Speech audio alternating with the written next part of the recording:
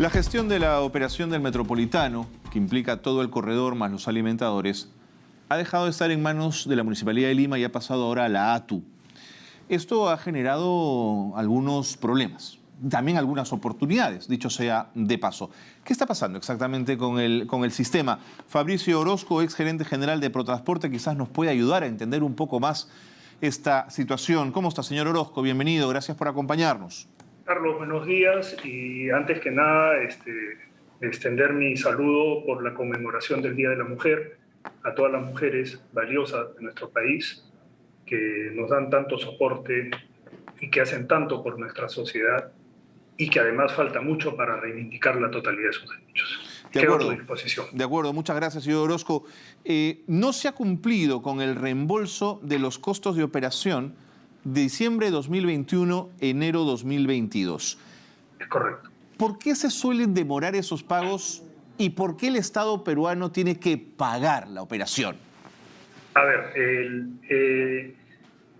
tanto el sistema del Metropolitano como lo de los corredores complementarios está bajo el esquema de contratos de concesión sobre el marco jurídico de la Ley de Asociaciones Público-Privadas. Y en los contratos de concesión, tanto del Metropolitano como de los corredores complementarios, se establece una situación que se llama de fuerza mayor, que se suscita ante casos como el que estamos viviendo de una pandemia, donde se restringen los aforos de los buses. Entonces, en esos supuestos, a efectos de no paralizar el servicio, el contrato tanto de corredores complementarios como del Metropolitano había previsto el reconocimiento del pago de los costos de operación a los operadores, de tal manera que el servicio no quede interrumpido y no se perjudique a los usuarios. En ese sentido es que a partir de agosto del 2020, mediante un decreto supremo, el 091, un decreto de urgencia, perdón, se dispone el reconocimiento de este pago de subsidio, mal llamado subsidio, porque en realidad es una compensación contractual. Claro.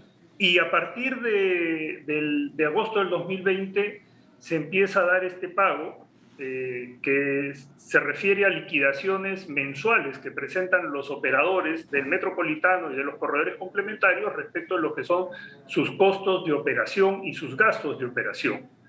Entonces, lo que ha sucedido es que esta ya es la tercera vez que hay un retraso en los pagos. Anteriormente hubo un retraso en el mes de noviembre del 2021 y anteriormente a ello en julio del 2021, donde también los operadores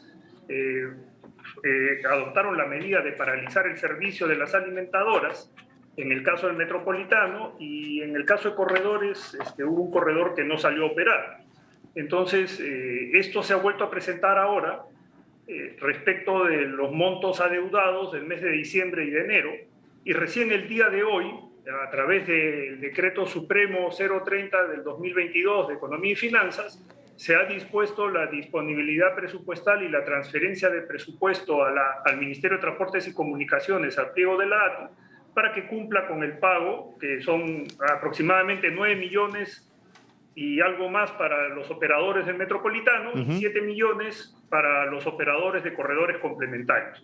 Pero el retraso se da porque acá hay una falta de previsión. O sea, si tenemos en cuenta que las liquidaciones se hacen de manera mensual y los pagos se van a hacer trimestrales, cuando menos debería irse previendo el tema de los pagos. O sea, no puede ser que estemos en una tercera oportunidad en la que en menos de un año se vuelve a esta situación donde los operadores amenazan con paralizar un servicio, y entendamos que el servicio de transporte es un servicio público. Así es. Que no debería paralizar.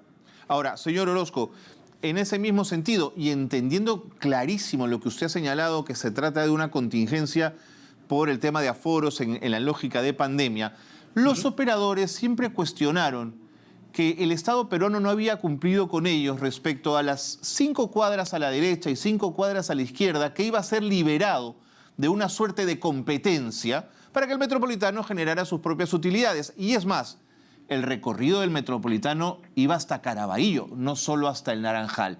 ¿Esta sigue siendo un argumento por parte del concesionario? ¿Sigue siendo un motivo de queja?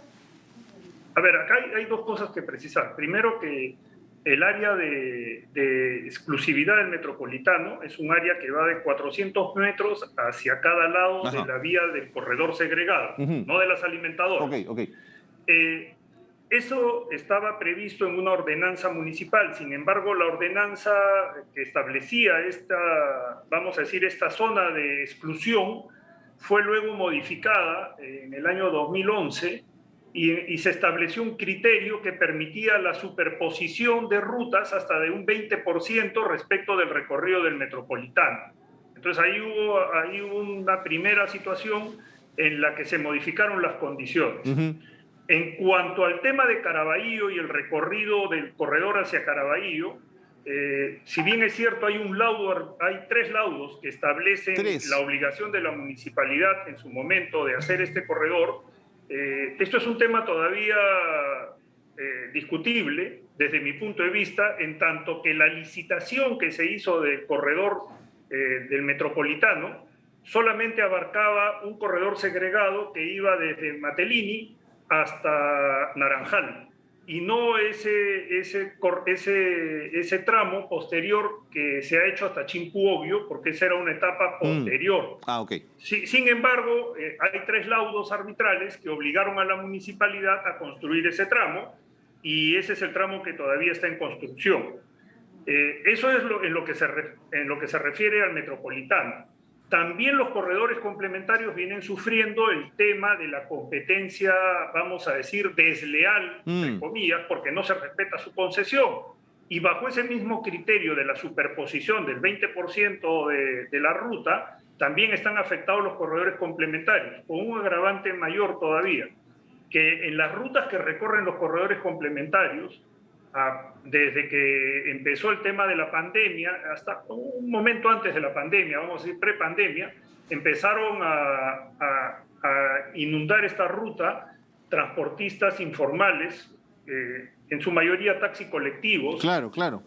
Y este es otro tema que también es algo que no se ha podido controlar, y son 2 de los elementos, vamos a decir, que afectan la rentabilidad que deberían tener estos 2 tipos de transporte dados en concesión respecto a lo que fueron las condiciones iniciales, ¿no? En esos 30 segundos finales, señor Orozco, sabiendo el concesionario que se le va a pagar y entendiendo que hay un retraso en los pagos que no debería ocurrir, ¿no le parece también un poco insensato tener que presionar con paralizaciones parciales, detener el transporte, porque faltan 2 meses de pago? Digamos, ¿no es una exageración en la demanda?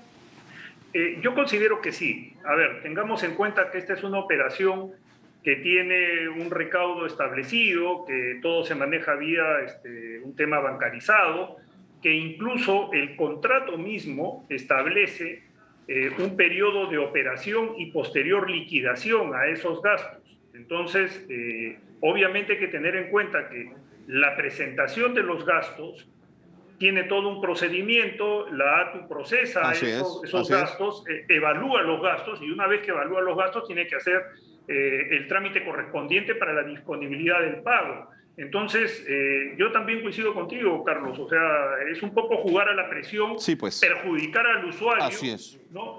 Pero además, dentro de su estrategia, probablemente seguir diciendo que el Estado peruano, hoy día ya a través de la ATU, que es la encargada de la ejecución de los contratos, sigue incumpliendo los contratos de concesión dentro del esquema que ellos tienen de seguir señalando esta situación y seguir beneficiándose de aparentes incumplimientos de la contraparte.